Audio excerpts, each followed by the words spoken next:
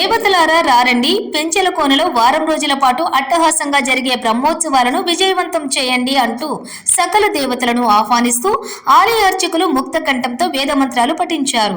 నెల్లూరు జిల్లాలోని ప్రముఖ పుణ్యక్షేత్రమైన పెంచెల కోనలోని శ్రీవారి బ్రహ్మోత్సవాలకు శుక్రవారం ధ్వజారోహణం కార్యక్రమానికి వైభవంగా నిర్వహించారు. గరుత్మంతుడి చిత్రపటానికి ప్రత్యేక పూజలు చేసి ఆలయంలో క్షేత్రోత్సవం నిర్వహించారు.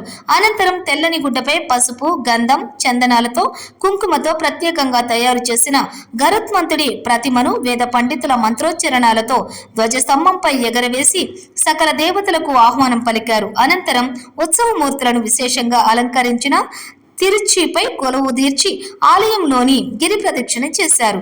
గరుడ ప్రసాదం తింటే సంతాన ప్రాప్తి కలుగుతుందని ఆ నమ్మకంతో గరుడ ప్రసాదం కోసం మహిళలు పోటీ పడ్డారు. అనంతరం స్వామివారి అలంకార మండపంలో స్నపన తిరుమాంజనం చేశారు.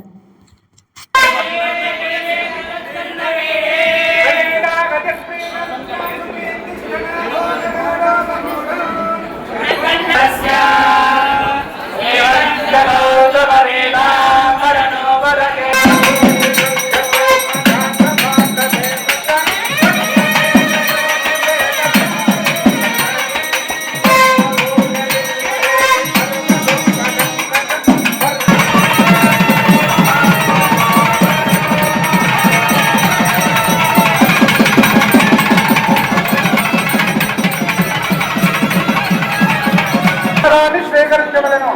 గోవింద గోవింద గోవింద. సంతానం కోసం ఎవరైనా సరే